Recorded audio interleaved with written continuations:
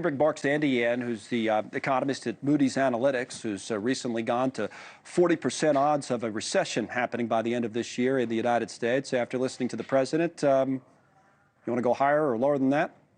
Higher. Those were big numbers, Connell. Did you look at them? I mean, those are really large numbers. If you do the arithmetic, it looks like a 20% effective tariff rate. And that, he's carving out, it feels like, it looks like, because you didn't see Canada and Mexico in the chart, carving out USMCA. So even with the carve out, I think you're at 20.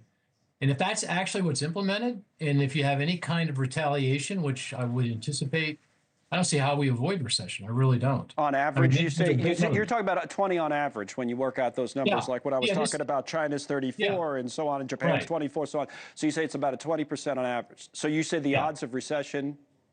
I hesitate to say, but it feels like it's better than even odds at this point. I mean, I have to do the arithmetic and go look at it. And obviously a lot depends on if these are actually implemented, which is a open question given how these are on again, off again. And we'll see over the next few days how our trading partners respond to this. If they are more circumspect and cautious, then we can maybe breathe more easily. But if they're retaliating in kind or close to, I really don't see how we avoid a recession. This is a big deal. These are big tariffs. 25% effective tariff. You're going back to Smoot-Hawley. You're going back to the 1930s. That's going to be very difficult to digest. But again, let's see. If history is any guide, go back to President Trump's first term when it looked like the economy was starting to struggle. Manufacturing, agriculture was in recession. He pivoted.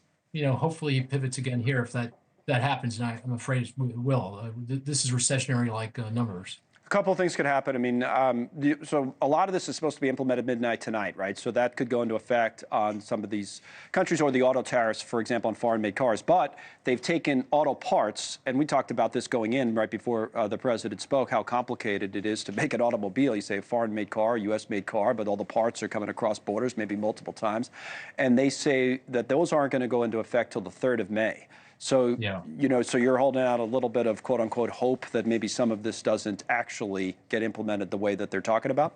Yeah, and also it's not easy to implement, right? I mean, having different numbers across different countries like that, it's going to get really complicated. So, I'm not sure how they actually are going to implement them. So maybe when they get down to brass tacks and listen to business people and they start providing carve-outs and exemptions, which they almost certainly will, as they did in the trade war in his first term, maybe they get that effective tariff rate down and it won't do much damage as I think. But taking those numbers at face value, that's a big deal. That's a big tax increase on the American people and on American businesses that use imported product.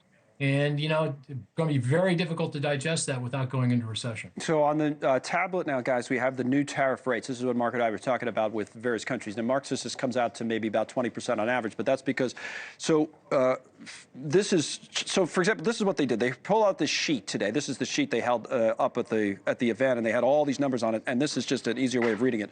So for China, and that's the one that, I would highlight here, 34%. Why? Because they say, they being the administration, that China charges us 67%, and then so on and so forth. So this is half. Trump says it's a kind reciprocal rate. Is that even the right numbers that they're coming up with? Like, do you know, Mark, on China, 67%? I mean, that sounds inflated. It's not the actual tariff rate. It works in other stuff. Yeah, that apparently is all in. So that's the tariff. That's non-tariff trade barriers. And we have non-tariff trade barriers. I mean, we provide easy financing for foreign airline to buy Boeing aircraft. That's included in there, presumably. It includes, he sounded like he was including, currency manipulation, whatever that means. I mean, I can see that with the case with China, but that certainly doesn't apply to Europe or Canada or other trading partners. But you add that all up. But you ask the question, are those numbers right? It's an incredibly difficult number to calculate, to get the data that you need to be able to do that. I mean, we used to have the World Trade Organization that had people working on that for a living, over long periods of time. So, maybe it's right, maybe it's wrong. I don't know. But they certainly got a number, and now they're going with it, and it's a big number.